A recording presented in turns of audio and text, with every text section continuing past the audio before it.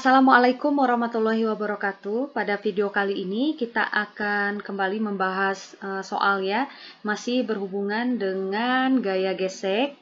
Nah, di sini kita akan bahas bagaimana cara menentukan percepatan balok jika pada benda tersebut itu nanti bekerja gaya gesek juga. Oke, kita langsung lihat ya untuk contoh soalnya.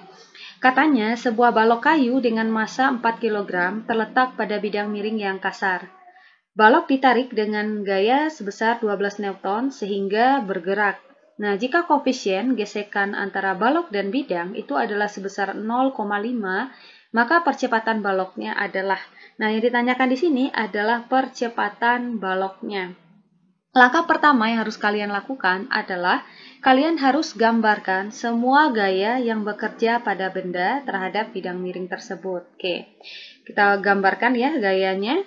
Karena ini bendanya menempel ya, bendanya menempel pada bidang miringnya. Ingat kalau benda menempel pada lantai, itu ada gaya tekan ya yang dialami oleh benda tersebut.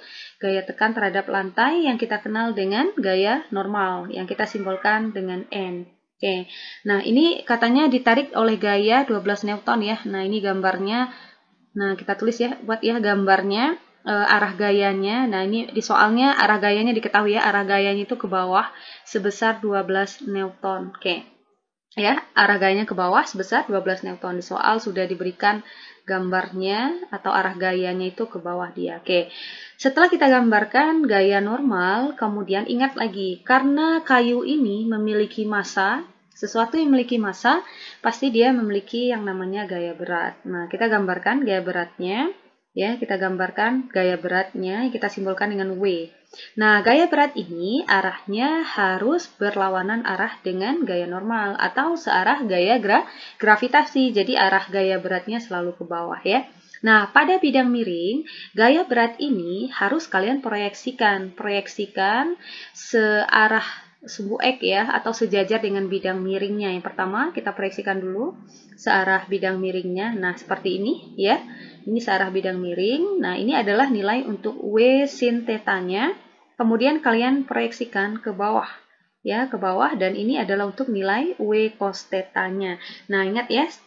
Jadi ketika menggambarkan gaya berat pada bidang miring, kalian harus proyeksikan searah sumbu X atau sejajar sumbu miringnya dan arah yang searah sumbu Y juga. Yang sejajar sumbu X atau yang sejajar bidang miringnya ini adalah untuk nilai W sin tetanya, sedangkan yang searah sumbu Y ini adalah nilai untuk W cos tetanya. Nah, di next video saya akan jelaskan kenapa ini bisa jadi sin dan kenapa ini bisa jadi cos gitu ya. Makanya kalian ikuti terus channel Bimbel Excellent.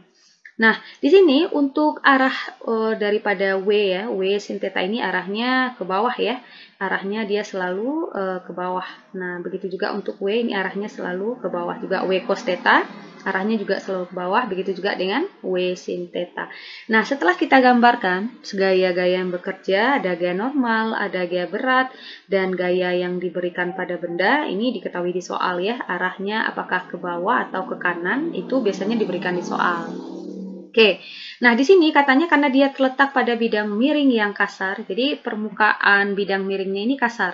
Jadi kalau dia permukaannya itu kasar, otomatis ada gaya lain yang bekerja di situ ya, yaitu gaya gesek. Nah, kayak kita gambarkan gaya geseknya. Nah, gaya gesek di sini kita simbolkan dengan FK. Kenapa FK? Kenapa tidak FS? FK itu adalah gaya gesek kinetis. Kenapa yang bekerja di sini adalah gaya gesek kinetis? Kenapa tidak gaya gesek statis gitu ya? Karena di sini katanya bendanya bergerak. Nah, coba kita baca lagi ya. Balok ditarik dengan gaya F sama dengan 12 Newton sehingga bergerak. Nah, di sini bendanya bergerak. Kalau benda bergerak, maka gaya gesek yang bekerja itu adalah gaya gesek kinetis. Berbeda keadaannya kalau bendanya dalam keadaan diam. Kalau dia dalam keadaan diam, maka gaya gesek yang bekerja itu adalah gaya gesek statis ya. Oke, nah arah gaya gesek ini harus berlawanan dengan arah gaya yang diberikan. Nah, ini kalau kita perhatikan gambarnya, karena arah gayanya yang 12 Newton ini ya, arahnya ke bawah, maka gaya geseknya arahnya harus ke atas, karena arahnya akan berlawanan atau dia selalu berlawanan arah ya antara gaya yang diberikan dengan gaya gesek. Nah, kita sudah menggambarkan semua gaya yang bekerja pada benda tersebut terhadap bidang miringnya. Oke, sekarang kita jawab ya. Karena yang ditanyakan di sini adalah percepatan baloknya, berarti nilai A-nya. Oke, kita buat dulu yang diketahui. Ada massa 4 kg, ada gaya 12 Newton, dan ada koefisien gesekan antara balok dan bidang. Nah, koefisien itu berarti nilai mu K. Karena gaya gesek yang bekerja sini adalah FK, berarti 0,5 ini adalah mu K-nya. Mu K itu artinya adalah nilai untuk koefisien gesekan kinetiknya. Oke, kita jawab ya. Kita buat dulu yang diketahui. Oke, tadi ada gambarnya. Nah, ini adalah kita sudah gambarkan tadi ya, semua gaya yang bekerja pada benda. Kita buat yang diketahui, massa tadi 4 kg katanya. Kemudian gayanya 12 Newton dan mu K. Nah, mu K ini adalah koefisien gesekan kinetisnya itu adalah 0,5 Newton. Dan yang ditanyakan itu adalah besarnya percepatan. Nah, untuk menentukan besarnya percepatan, kita bisa gunakan hukum Newton yang kedua. Kenapa hukum Newton kedua yang kita gunakan? Ingat lagi, karena benda sudah dalam keadaan bergerak ya. Kalau bendanya sudah dalam keadaan bergerak, artinya dia akan memenuhi bahwa sigma F atau jumlah gaya atau jumlah resultan gayanya akan sama dengan massa yang dikalikan dengan percepatan. Nah, di sini kita harus lihat dulu semua gaya. Di sini kan sigma ini artinya jumlah ya. Jadi kita harus jumlahkan semua gaya yang bekerja pada benda ini. Nah, kalian harus perhatikan tidak semua gaya kita masukkan di sini. Lihat, jadi gaya yang kita masukkan di sini itu adalah gaya yang bekerja sesuai dengan arah gerak benda tersebut. Kita lihat, benda ini kan dia bergeraknya ke bawah ya. Artinya dia bergeraknya kan searah sumbu X. Berbeda kalau misalnya kalau kita naik lift, nah itu kan kalau kita naik lift itu kan liftnya itu kan bergeraknya ke atas atau bergeraknya ke bawah, artinya dia searah sumbu Y. Tapi kalau untuk kasus ini dia bergeraknya ke kiri, ke bawah atau ke bawah, maksudnya dia bergeraknya ke bawah atau ke atas pada bidang miring ini ya. Artinya kalau kita lihat ini kan gerak bendanya itu bergerak searah sumbu Y. Nah, jadi yang kita masukkan di sini adalah jumlah gaya yang bekerja pada sumbu Y-nya saja. Sumbu X ya, bukan sumbu Y, sumbu X-nya saja.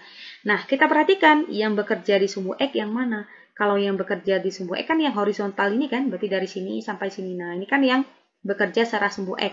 Sedangkan yang bekerja searah sumbu Y kan yang di sini. Nah, dari atas ke bawah sini ya. Siapa saja?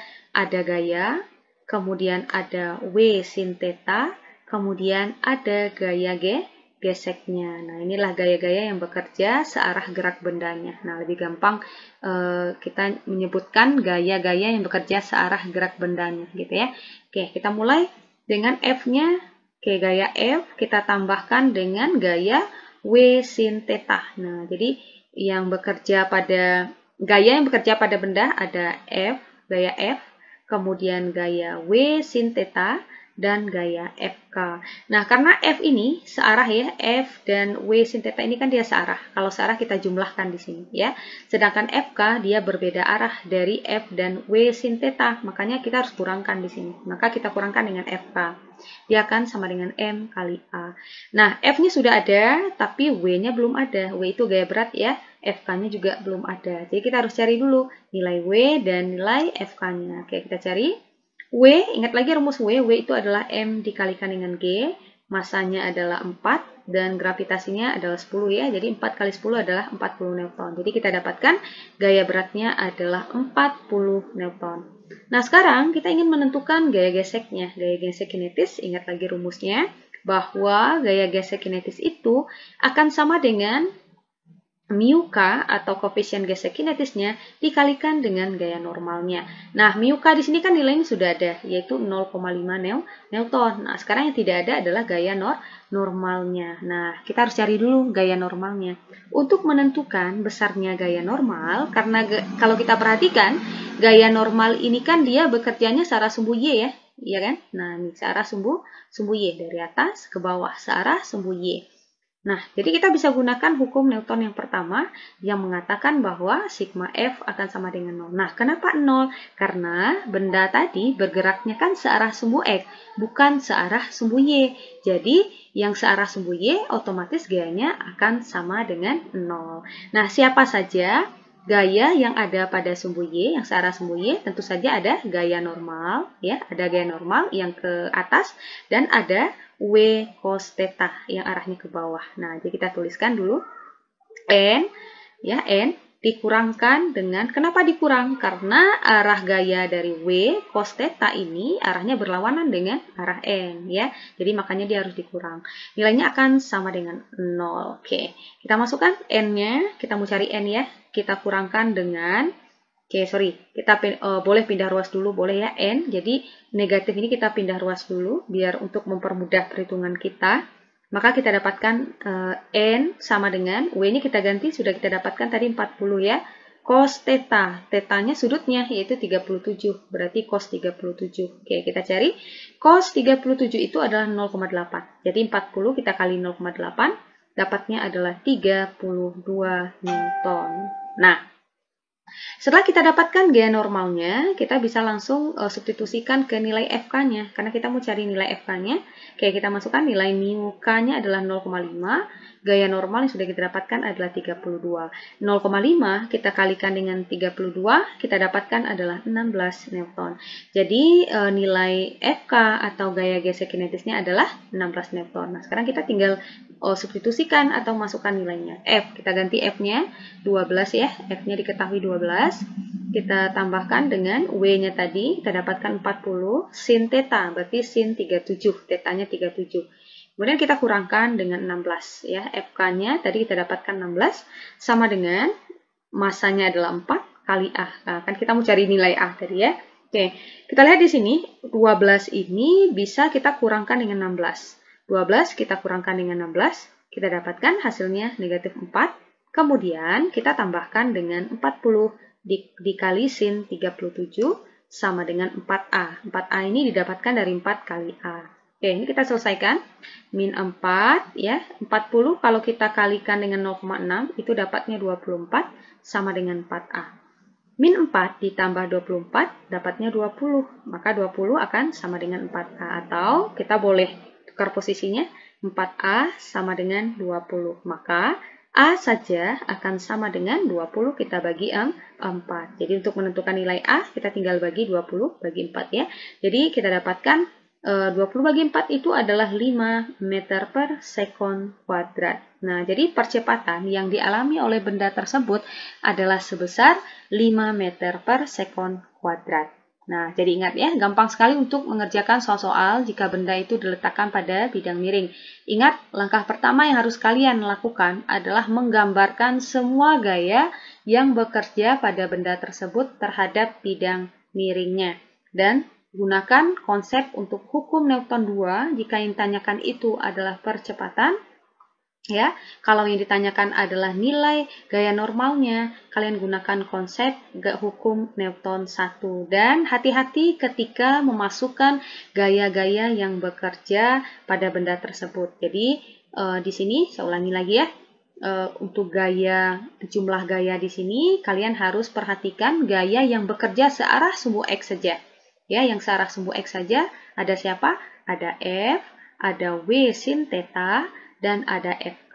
Nah, itu untuk menentukan nilai A-nya. Nah, kalau menentukan nilai N, kalian perhatikan gaya-gaya yang bekerja searah sumbu Y. Ada siapa? Ada N, kemudian ada W cos theta. Nah, bagaimana sahabat excellent?